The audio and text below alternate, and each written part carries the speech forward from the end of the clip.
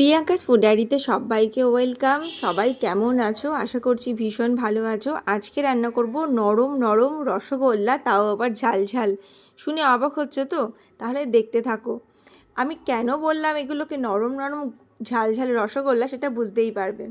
তোমাদেরকে কিছুদিন আগে বলেছিলাম পুরীর থেকে আমি কিন্তু সয়াবিন এনেছি। এই যে এরকম বড় বড় সয়াবিন, যেগুলো দেখে কিন্তু আমি অবাকই হয়ে গিয়েছিলাম, কারণ সচরাচর এরকম সয়াবিন চোখে পড়ে না। তোমাদের কারোর চোখে পড়ে কি না অবশ্যই জানিও। আর পুরীতে গেলে অবশ্যই তোমরাও কিন্তু এরকম সয়াবিন নিয়ে আসতে পারো। আর যদি লোকালে পেয়ে যাও তাহলে তো খুবই ভালো। তো আমি তো এগুলো নিয়ে এসেছি। এগুলো মানে শুধুমাত্র জলে আমি কিছুক্ষণ ভিজিয়ে রেখেছিলাম, তাতেই কিন্তু এরকম নরম হয়ে গিয়েছে। আর এরকম জল চিপে নিয়েছি, একদম স্পঞ্জের মতন হয়ে গেছে। আর ভীষণই এটা রান্না করার পরেও ভীষণ নরম থাকে। আর দেখতে পাচ্ছ কত বড় বড় হয়ে ফুলে গেছে, এমনিতেই বড়, তারপরে আবার জলে ভেজানোর পরে আরোই ফুলে গেছে। তো চলো এবার এটাকে রান্না করে নিই। তার জন্য আলু নিয়েছি, আলুগুলোকে আমি বড় বড় করেই কেটেছি। যেহেতু এরকম বড় বড় সয়াবিনের সাথে তো মানানসই আলুও লাগবে, সেই আলুগুলোকে সুন্দর করে ভাজা করে নিলাম সর্ষের তেলে। এবারে আমি তেলের মধ্যে একটু নুন আর হলুদ দিয়ে সয়াবিনগুলোকে ভেজে নেব। খুব ভালো করে নেড়ে চেড়ে চারিদিকটা যতক্ষণ না সুন্দর একটা কালার হচ্ছে ততক্ষণ আমি এটাকে ভেজে নেব। তোমাদের যাদের যাদের সয়াবিন ভালোবাসো না, বা বাড়িতে হয়তো এমন কেউ থাকতে পারে যার সয়াবিন ভালো লাগে না, তাকেও কিন্তু আমি বলবো এই সয়াবিন রান্না করে দিলে অবশ্যই তারও ভালো লাগবে, কারণ এটা আমার বাড়িতেও হয়েছে। তো সেই জন্য বলছি, অবশ্যই যদি এরকম সয়াবিন হাতে পাও ট্রাই করে দেখো। আর এমনি ছোটো সয়াবিন দিয়েও কিন্তু এই রেসিপিটা করতে পারো, ভীষণই ভালো খেতে হয়। তো দেখতে পাচ্ছ দু সাইডে সুন্দর করে কালার হয়ে গেছে। এবারে আমি এগুলোকে এক এক করে নামিয়ে নেব। আর তোমরা দেখছো প্রিয়াঙ্কাস ফুড ডায়েরি। চ্যানেলটা ভালো লাগলে অবশ্যই সাবস্ক্রাইব করতে ভুলো না। আর পাশে থাকা বেল আইকনটাও প্রেস করে দিও, যাতে সমস্ত রান্নার নোটিফিকেশন তোমাদের কাছে পৌঁছে যায়। এবারে আরেকটু সর্ষের তেল দিয়ে তার মধ্যে তেজপাতা, গোটা গরম মশলা আর দিয়ে দিলাম জিরে। গোটা গরম মশলা অবশ্যই থেতো করে নিয়েছিলাম একটু।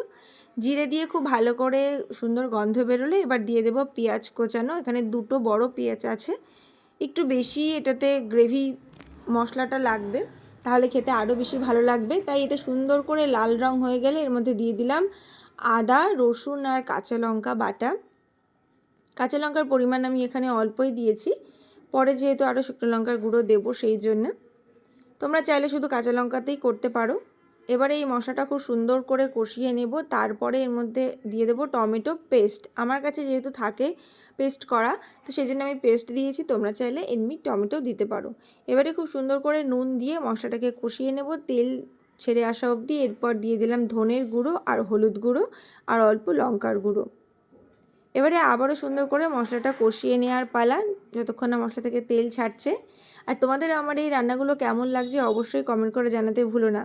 কমেন্ট করলে কিন্তু ভীষণই ভালো লাগে সেগুলো পড়তে, এবং পরবর্তীতে তার থেকে উৎসাহ পেয়ে আরও নতুন নতুন রান্না করতে। দিয়ে দিলাম কাশ্মীরি লঙ্কার গুঁড়ো আর আগে থেকে ভেজে রাখা আলু আর সয়াবিন, সবগুলোকে দিয়ে এবার খুব সুন্দর করে কষিয়ে নেব কিছুক্ষণ। আর এর মধ্যে কিন্তু অল্প অল্প করে গরম জলের ছিটে দিয়ে দেবো, যাতে সমস্ত মশলাটা সুন্দর করে সয়াবিন এবং আলুর গায়ে মেখে যায়। আর এছাড়াও কিন্তু প্রত্যেক দিন প্রচুর রিলস ভিডিও আমি তোমাদের সাথে শেয়ার করি, সেখানেও থাকে প্রচুর ভালো ভালো রিলসের মাধ্যমে রান্না, গল্প, অনেক কিছু। তো সেগুলো দেখতে হলেও কিন্তু সাথে থেকো। দেখতেই পাচ্ছ সুন্দর করে এবার কষিয়ে নেওয়ার পরে অবশ্যই কিন্তু এটাতে দিতে হবে গরম জল। বেশ কিছুক্ষণ এটা কষিয়ে নিয়েছি, আর দেখতেই পাচ্ছ সব একেবারে মাখো মাখো হয়ে গেছে। অন্যদিকে আমার জলও প্রায় গরম হয়ে গেছে। গরম জলটা দিয়ে এবারে আমি ঢাকা দিয়ে কিছুক্ষণ রান্না করে নেব। আর কারা কারা এই সয়াবিনটা আগে দেখেছো সেটাও কিন্তু আমাকে জানাতে ভুলো না। আর কিছুক্ষণ ঢাকা দিয়ে রান্না করার পরে দেখো কীরকম ফুলে উঠেছে, মানে আরও বড় বড় ডবল হয়ে উঠেছে। দেখেই মন ভরে যাবে, খাওয়া তো তারপরে আছে। এবারে এর মধ্যে দিয়ে দেবো আমি একটু গরম মশলার গুঁড়ো আর সামান্য চিনি। চিনিটা কিন্তু মশলাটাকে ব্যালেন্স করবে স্বাদটাকে, তাই দিয়ে দেওয়া। দিলে ভালোই লাগবে, অল্প একটু দিয়ে দেখতে পারো তোমরা। আর দিয়ে দিচ্ছি গরম মশলার গুঁড়ো। ব্যাস, রান্না কিন্তু আমার কমপ্লিট। এবারে আমি গ্যাসটাকে কমিয়ে দেব, কিছুক্ষণ ঢাকা দিয়ে রেখে দিয়ে তারপর কিন্তু এটা গরম গরম ভাতের সাথে পরিবেশন করব। ভীষণ ভালো লাগবে খেতে, আশা করছি এটা যারা খায় না সয়াবিন তাদেরও ভালো লাগবে। তো এই দেখো আমি পাত্রে নামিয়ে নিয়েছি। কেমন লাগলো রেসিপিটা অবশ্যই জানিও। দেখা হবে আবার নতুন একটা রান্না নিয়ে। ততক্ষণ পর্যন্ত সবাই ভীষণ ভালো থেকো, সাথে থেকো। তো আজকের মতন টাটা।